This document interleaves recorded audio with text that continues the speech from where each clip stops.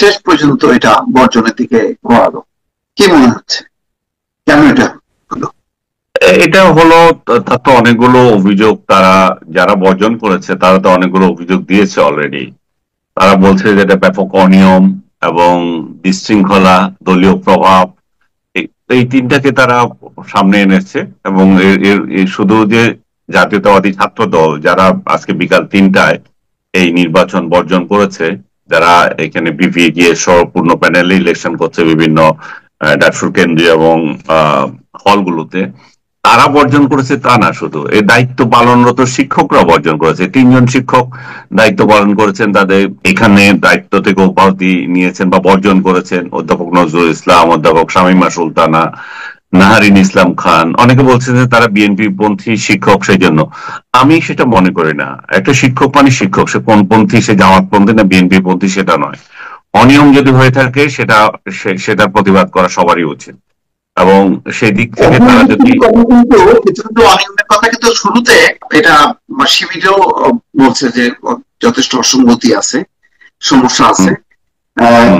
এবং দেখা যাচ্ছে যে যেমন বামপন্থীরা তো জেতার অবস্থায় ছিল না, তারাও কিন্তু এটা বর্জন করলো।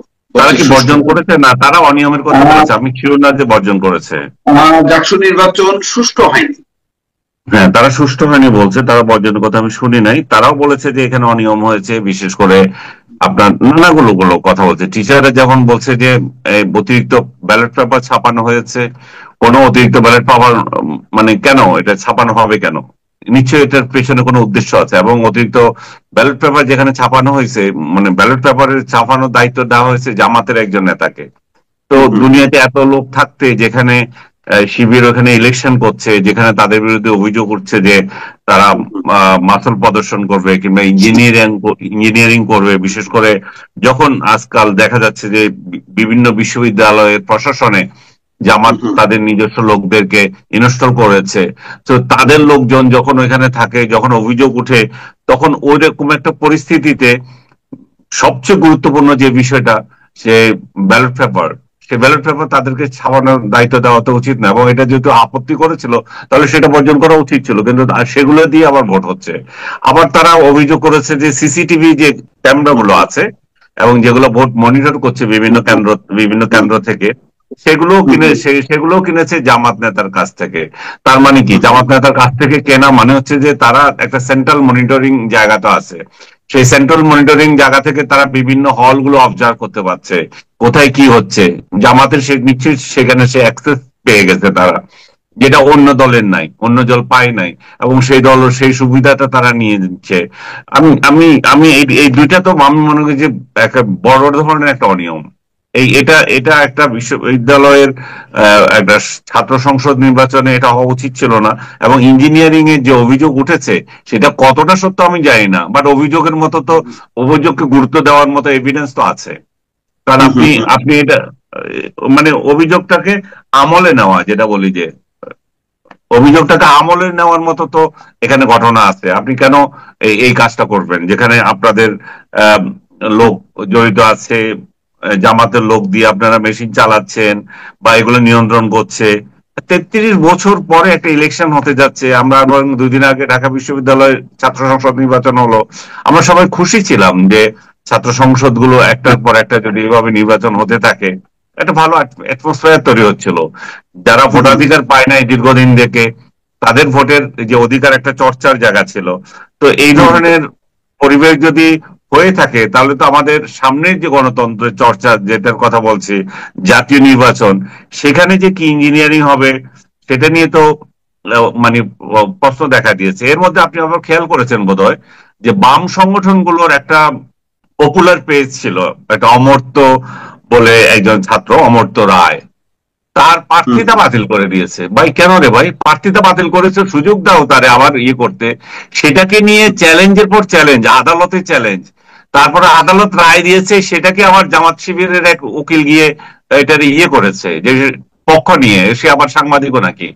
তো এইভাবে যদি হয়ে থাকে যে একটা পক্ষকে হারানোর জন্য আপনার উঠে পড়ে লেগে থাকেন, তাহলে তো ফেয়ার ইলেকশন হলো না। এটা তো আমি তো ঢাকা বিশ্ববিদ্যালয়ে যে নির্বাচন হয়েছে তাকে স্বাগত জানিয়েছে এই জন্যই যে ছাত্র ভোট দিয়েছে, যে হোক যেটা হোক, কিন্তু ইলেকশনটা তো ফেয়ার হতে হবে।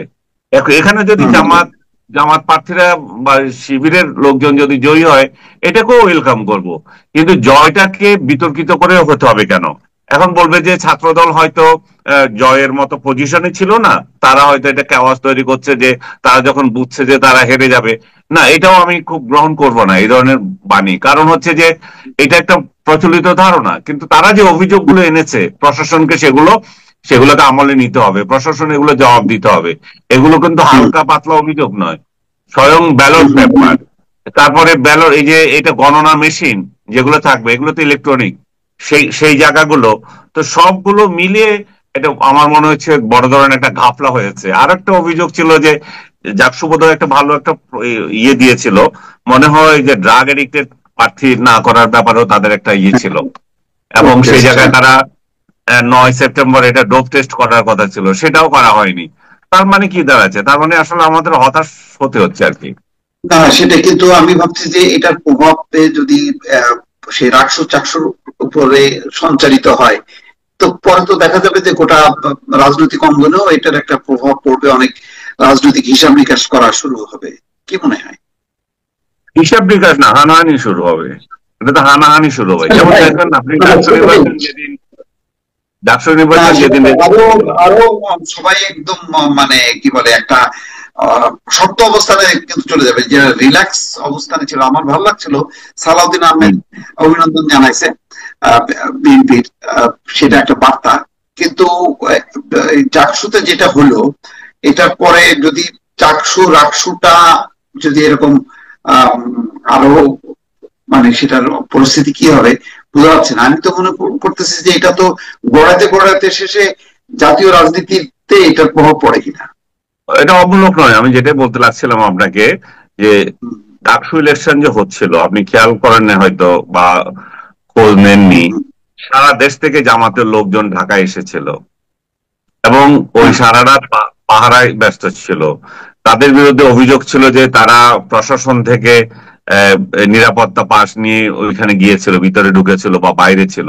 তো এই, তারপরও আমি বলবো যে ভোটটা ফেয়ার হয়েছে কিনা। লোকজন হয়তো যে কারণে আসুক, কিন্তু এখানে তো ভোটেরই ফেয়ার হয়েছে কিনা সেই প্রশ্ন দেখা দিয়েছে, ব্যালট পেপার নিয়ে প্রশ্ন দেখা দিয়েছে, সিসিটিভি ক্যামেরা যে গণনা নিয়ে প্রশ্ন দেখা দিয়েছে, অনিয়মগুলো তো আরো আছে। এছাড়াও আরো কয়েকটা হলে ওই মানে ফজলুন্নেসা হল যেটা শুনলাম, সেখানে 2 ঘন্টা বন্ধ হ্যাঁ, ছিল। আর কতগুলোতে, অনেকগুলোতে বন্ধ খোলা এরকম পরিস্থিতি ছিল, এবং এবং 5টার এখনো পরেও। নির্ধারিত সময়ের পরেও ভোট হচ্ছে, লাইন হ্যাঁ, দিয়ে। সেটা হচ্ছে। এটা আমার অনেক সময় মেনে নেওয়া যায়, কারণ আমি যদি 5টার মধ্যে কেন্দ্রের মধ্যে ঢুকি, তাহলে আমার ভোট নিতে হ্যাঁ, বাধ্য যদি লোক বেশি থাকে। সেটা একটা রাইট। নিয়মের মধ্যে পড়ে। কিন্তু ওই নিয়মও কতটুকু মানা হচ্ছে সেটা তো বড় বিষয়। এবং আরেকটা আরেকটা ছাত্র অভিযোগ করলো তার ভোট আরেকজনে দিয়ে দিয়েছে। ভাই, কেন রে হবে? এটা কি গ্রামের ভোট? এটা বিশ্ববিদ্যালয়ের ভোট, সেখানে একটা ছাত্র, তার পরিচিতি, তার ছবি থাকবে, আরেকজন ভোট কিভাবে দিয়ে যায়? তো আমার মনে হচ্ছে সার্বিকভাবে জাহাঙ্গীরনগর বিশ্ববিদ্যালয় কর্তৃপক্ষ ভালো মুনশিয়ানার পরিচয় দিতে পারে নাই, নিরপেক্ষতার পরিচয় দিতে পারে নাই। এবং বাম সংগঠন বা আদার্স তরফ থেকে যদি এটাকে বর্জন করা হয়, একটা ভ্যালিড রিজন আছে। এখন তারা, আমি জানি না, তারা এই ভোট তো হয়তো হয়ে গেছে, তারা হয়তো রেজাল্টও দিয়ে দিবে, সেটা কতটা গ্রহণযোগ্য হবে ছাত্ররা এবং রাজনৈতিক দলগুলো সেটা কিভাবে নেবে। তিক্ততাও বাড়তে পারে এইসব এই মানে যখন দেখি এইসব জায়গাগুলোতে যেহেতু রাজনৈতিক দলগুলো গুরুত্ব দিচ্ছে, তো যখন কি এখানে গোলমাল হবে, তখন কিন্তু এখনো অনেকগুলো বিষয় আছে জাতীয় রাজনীতিতে সমাধান হয়নি। যেমন পিআর সিস্টেমের নির্বাচন, তারপরে হুম। মানে জুলাই ঘোষণাপত্র, এগুলো নিয়েও কিন্তু এখনো দ্বন্দ্ব কাটেনি। কিন্তু আবার এখানে যদি দ্বন্দ্বের এটা বাড়ে, এটার একটা প্রভাব পড়বে। তাহলে কি এটা বলা যায় যে এটা আসলে ওই জাতীয় নির্বাচনের আগে এই ধরনের ঝুঁকি না নেওয়াই উচিত ছিল? ঝুঁকি না নেওয়া উচিত ছিল। আমি তো এখানে শুধু রাজনৈতিক দলগুলোকে দায়ী করব না, আমি তো এখানে বিশ্ববিদ্যালয়ের প্রশাসনকে দায়ী করব।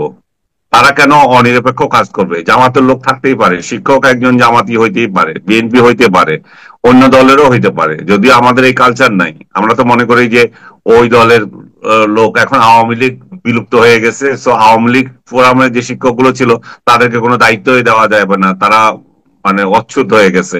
এই যে কালচার, সর্বোচ্চ শিক্ষাঙ্গনও যদি এগুলো থাকে, তাহলে এদের থেকে ছেলেরা মেয়েরা কি শিখবে? ঐক্যবদ্ধ সমাজ গঠনের লক্ষ্যে যে আমরা কাজ করতে হবে, সেই জায়গায় তো আমরা এখানে এদের কাছ থেকে কিছু শিখবো না। আমি রাজনৈতিক দলগুলোকে এখানে তো দায়ী করব না, কারণ রাজনৈতিক দলগুলো তো এই নির্বাচন আয়োজন করছে না, এটার আয়োজন করছে জাহাঙ্গীরনগর বিশ্ববিদ্যালয়। জাহাঙ্গীরনগর বিশ্ববিদ্যালয়ের ভিসি এবং তার প্রশাসনের অন্যান্য লোকদের এটা জবাবদিহি করতে হবে যে কেন তারা একটা সুষ্ঠু নির্বাচন দিতে পারছে না, যেটা গ্রহণযোগ্য হচ্ছে না অন্যদের কাছে, শুধু এক দলের কাছে গ্রহণযোগ্য হচ্ছে। এবং সেই দল বলতেছে যে আমরা শেষ পর্যন্ত ইলেকশন করবে যাবো, এবং ঠিক মতো করেছেও, তারা ভোট গ্রহণ পর্যন্ত তারা কেউ বর্জন করেনি। তো একদলীয় নির্বাচন, আমি আমি মনে করি যে যদি শিবির জনপ্রিয় হয়, আমি জানি না জাহাঙ্গীরনগরের শিবিরের অবস্থান কি। আমাদের কালে আমি দেখেছি কোনোদিনই তারা সেখানে ভালো অবস্থানে ছিল না, যদিও তারা হল দখল করার জন্য একবার গ্রাম থেকে এসে হল দখল করেছিল, অনেক ছাত্রকে বিতাড়িত করেছিল, হাত কেটে দিয়েছিল। সেই পরিস্থিতি এখন আছে কিনা আমি জানি না। এই মুহূর্তে আমি আমি মনে করি যে সহ অবস্থানে 5 আগস্টের পর থেকে সবাই তো সহ অবস্থান বিশ্বাস করছিল, ছাত্র ছাত্রলীগের ছেলেদেরকে তারা বের করে দিয়েছে, আপনার মনে আছে কিনা জানি না। ছাত্রলীগের একটা নেতাকে হত্যা করেছে কিন্তু এই জাহাঙ্গীরনগর বিশ্ববিদ্যালয়ে। মানে কতটা ফেরোসাস এবং কতটা অমানবিক হলে এরা একজন ছাত্রকে তার বিশ্বাসের জন্য হত্যা করে। জাহাঙ্গীরনগর বিশ্ববিদ্যালয় কর্তৃপক্ষ, এটা তো মাদ্রাসা টাইপ ইউনিভার্সিটি, এই মাদ্রাসা টাইপ ইউনিভার্সিটি, এটা গোত্র টাইপ ইউনিভার্সিটি, এদের তো এগুলো দেখা উচিত। এটা তো সভ্য সমাজের কাজকর্ম না এগুলা। তো আজকে ইলেকশনটাও যদি তারা এরকম করে, তাহলে তো এদের এদের বিরুদ্ধে আরো বদনাম উঠবে। আমি মনে করি যে তারা এরকম ফালতু নির্বাচন বাদ দেওয়াই উচিত। রাজনৈতিক দল তরফ থেকে কি আসবে যায় না। আমি একজন মুক্ত মনের মানুষ হিসেবে মনে করি যে এই সমস্ত ইলেকশন আয়োজনের যখন নিরপেক্ষতা তারা প্রদর্শন করতে পারে না, এবং এটা একটা তদন্ত কমিটি করা উচিত, যার যেই সমস্ত অভিযোগগুলো উঠেছে সেই অভিযোগ যদি সত্যতা প্রমাণ পাওয়া যায়, তাহলে এই ইলেকশন বর্জন করা উচিত, বাতিল করা উচিত। না, আমি ভাবছি যে মানে সামগ্রিক ভাবে আরো যেহেতু রিস্ক আছে, ঝুঁকি আছে, চাকসু রাকসু, মানে জাতীয় নির্বাচনের আগে এই ধরনের একটা মানে একটা বিতর্ক, একটা জটিলতা তৈরি করার দরকার ছিল কিনা, সেটা একটা প্রশ্ন। কেন না, আমরা যতই বলি না কেন যে এটা তো ছাত্র সংসদের নির্বাচন, কিন্তু এটার সাথে তো একভাবে রাজনীতির একটা সংযোগ আছে। না, আপনার পয়েন্টের দিক থেকে ঠিক আছে। আবার আমি যদি মনে করি যে এখন মুক্ত সমাজ করলেন, শেখ হাসিনারে বিদায় দিলেন, স্বৈর শাসক তাড়াইলেন, তারপরে কেন একটা ফেয়ার ইলেকশন করতে পারবেন না, এবং বিশ্ববিদ্যালয়ের ইলেকশনই করতে পারবেন না, জাতীয় নির্বাচন তাহলে কি করবেন? আপনি কি জাতীয় নির্বাচনের জন্য বসে থাকবেন? এগুলো তো এক ধরনের ট্রায়াল হচ্ছে জাতীয় নির্বাচনের, আপনি পারেন কিনা। আমি দীর্ঘদিন থেকে বলেছিলাম যে জাতীয় নির্বাচনের আগে আমাদের পৌরসভা ইলেকশন গুলো হওয়া উচিত, সিটি কর্পোরেশন ইলেকশন গুলো হওয়া উচিত। এগুলো নিয়ে কিন্তু এই সরকারের সক্ষমতা কিন্তু বোঝা যেত। এটা একটা এখন এই সক্ষমতা তো বোঝা যাচ্ছে যে তারা কি হচ্ছে। এখন যে যে ধরনের একটা ইলেকশন করছে, এটা তো একটা দামি নির্বাচন হিসাবে তখন এই সরকারের বদনাম হবে। সরকার যদিও সরাসরি নির্বাচনে জড়িত না, কিন্তু এই যখন সরকারের আমলে হয়, সরকার তো আবার জড়িত না সেটাও দাবি করতে পারবে না। আপনি বলছেন জাহাঙ্গীরনগরের পরবর্তীতে আরো 2টা ইউনিভার্সিটি আছে, রাকসু আছে, চিরাং ইউনিভার্সিটি আছে, এই দুইটা তো এমনি শিবির অধ্যুষিত। তাহলে এখানে যদি জাহাঙ্গীরনগর শিবির অধ্যুষিত না, ওই দুইটা তো আগে থেকেই শিবির অধ্যুষিত, তো ওই দুটাতে তাহলে কি পরিমাণ কি ধরনের গ্যাঞ্জাম হতে পারে তা আমরা অনুমান করতে পারি। তো আমি সার্বিকভাবে বলবো যে রাজনৈতিক দলগুলোকে যেমন সহনশীলতা দেখাতে হবে, সবার আগে দায়িত্ব পালনরত যারা আছে বিশ্ববিদ্যালয় প্রশাসন, তাদেরই উচিত সবার আগে দায়িত্ব পালন করা। তারা নিরপেক্ষ না হলে এই এই এই ইলেকশন করে তো কোনো লাভ নাই, এবং এগুলো কোনো ছাত্রদের মধ্যে বিভেদ তৈরি করবে, রাজনৈতিক দলের মধ্যে এগুলো আবার প্রভাব ফেলবে। আপনি যেটা বলছিলেন যে এখনো অনেক ইস্যুতে রাজনৈতিক দলগুলো সমাধানই হয় না জাতীয় নির্বাচনের প্রশ্নে। বিশেষ করে জামাত আজকেও দেখলাম যে সংবিধানে বিশেষ কায়দায় জুলাই সনদ যুক্ত করার জন্য বলতেছে। তো এগুলা কিভাবে গ্রহণ করবে, তারা কিভাবে ঐক্যবদ্ধ হবে? নির্বাচন, ফেব্রুয়ারি নির্বাচনকে তো একটা অনিশ্চয়তার দিকে ঠেলে দিচ্ছে, অথচ আমরা সবাই আল্লাহ আল্লাহ করতেছি যে একটা নির্বাচন দিয়ে এই সরকার যাতে ক্ষমতা হস্তান্তর করে চলে যায়, যেই আসুক ক্ষমতায়।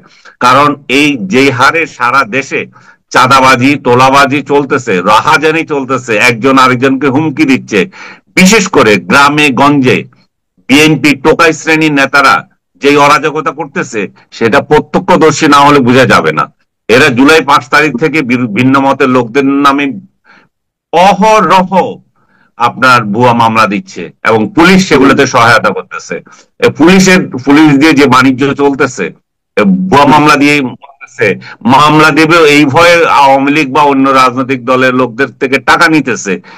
এই কালচার কতদিন সহ্য হবে? দেশের মানুষ তো এগুলো আর সহ্য করতে পারছে না, কারণ পুলিশের কাছে গিয়ে কোনো বিচার পাচ্ছে না। পুলিশ তাদেরকে বস মেনে বসে আছে, বিএনপি কে বস মেনে বসে আছে। তো এই এই এই এই সমস্ত চলতে পারে না এভাবে।